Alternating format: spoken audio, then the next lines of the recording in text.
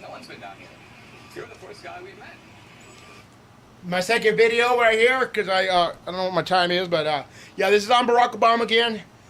That first video was on, they went to visit his family. This one right here is this guy visiting the people that live around his brother. And I realized, with a slightly weird feeling, that this is the biggest story in the United States, the actual ideological underpinning of the President of the United States. And it is not being reported by any major newspaper, magazine, or network. So I make the film, put it in the theater. It grosses $33 million, another $10 million in DVD, seen by 8 million people. And yet if you were to turn on CNN or MSNBC or CBS, you would see no mention of the film whatsoever, as if it did not exist. The point I'm trying to make is that I'm actually giving you anecdotal, but rather telling evidence that we are living in a time when our national press has kind of stopped being a press. Hear that? They're not actually covering the news. And we can get to why in a moment.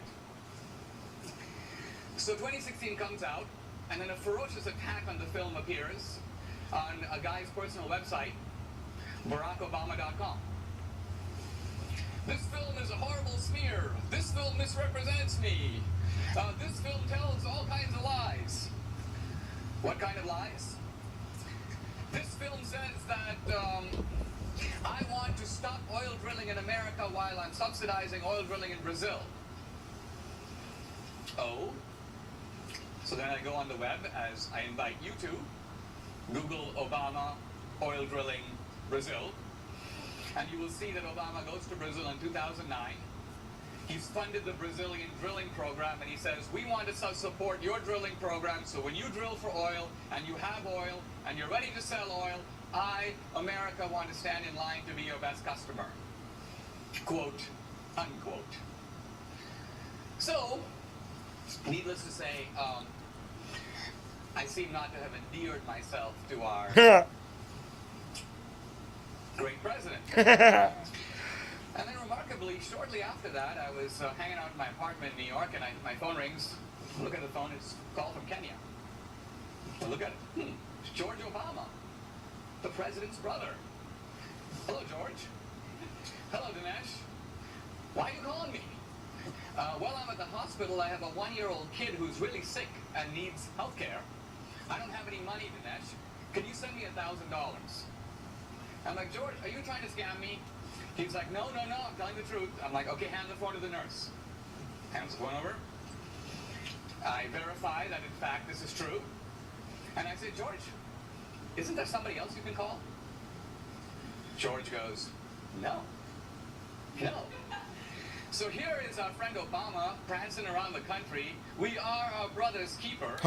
Here's his real brother in the slums of Nairobi, trying to spend, who needs a little bit of money for health care for his sick kid. And he can't count on Obama to help him. Hear that? Remarkable country we live in. So, you people are all Obama worshippers. But is it reported in the New York Times? No. Time Magazine? No. The networks? No.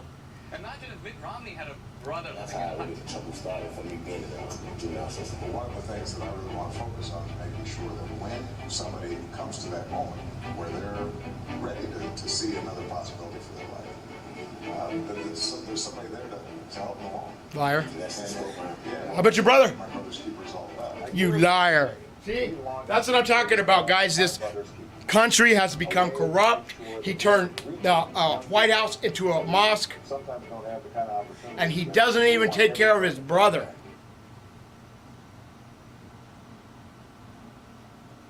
Hear that? It's all a bullshit. If you look at the history of countries around the world, when you start treating people differently, not because of any harm they're doing anybody, but because they're different, that's the path whereby freedoms begin to erode. Is that what you did to your brother? An Coward. African American in the United States, I am painfully aware of the history of what happens when people are treated different under the law. And there were all sorts of rationalizations that were provided by the power structure for decades in the United States for segregation and Jim Crow and slavery. They were wrong. If somebody is a law-abiding citizen going about their business and doing all the other things that good citizens are supposed to do, Help their brother, like you were supposed to. and not harming anybody, the idea that they are And going you to be killed people with those treated drones, differently or so abused yeah, you're a because of who killer. they love is wrong. It's wrong, you're right. Just like President Obama, I think we also need to be able to speak frankly about some of these things. And the fact of the matter is that Kenya, the United States, we share so many values. Our common love for democracy, entrepreneurship, value for families. These are things that we share. But there are some things that we must admit we don't share. Our culture, our societies don't accept. It's very difficult for us to be able to impose on people that which they themselves.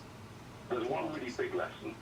Don't This is why threaten I people repeatedly say repeatedly, that because if for you Kenyans do, today, in the end they the cry issue wolf.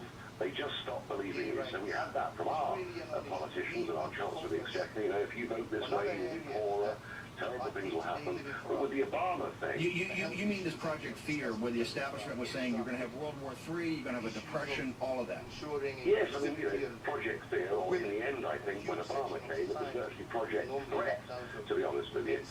So you know, threatening people too much actually insults their intelligence. And the lesson from the Obama visit is even more fascinating. You know, he is the most powerful man in the world, coming from a country that we have always had, you know, a huge high regard for. And I saw Obama saying what he said, and a lot of people in Britain said, how dare the American president come here and tell us what to do? And it backfired. And I think we got an Obama Brexit bounce, because people do not want foreign leaders telling them how to think and how to vote. The British people shocked the global elites and delivered a new world order by voting to leave the corrupt European Union, fed up with massive, mainly Muslim immigration, and unfair trade debt. But another major factor entered into the stunning and unexpected vote as the leader of the Brexit campaign revealed in an interview Friday afternoon. Nigel Farage, head of the UK Independence Party, who led the effort to leave the EU, cited none other than a pompous Barack Hussein Obama as a major factor spurring angry Brits to the polls. Obama made a special trip to London a month ago to urge Brits to vote to remain in the EU and then threatened to isolate the UK if they didn't listen. In his interview with They didn't Breitbart, care what you Farage said. cited Obama's threats as a critical factor in driving the vote in favor of Brexit. Threatening people too much actually insults their intelligence, and the lesson from the Obama visit is even more fascinating. Here's the most powerful man in the world coming from a country that we've always had a huge high regard for, and a lot of people in Britain said, how dare the American president come here and tell us what to do? And it backfired, and I think we got an Obama Brexit bounce because people do not want foreign leaders telling them how to think and how to vote.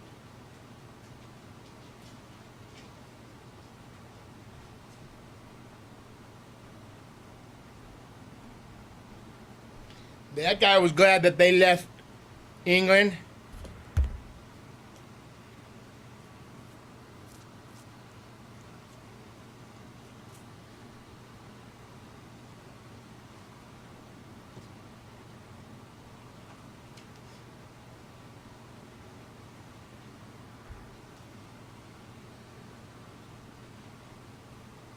They ain't saying much now, but yeah, that was dude made $43 million off his movie telling the truth about Obama, and nobody watched it, guys. Go see it.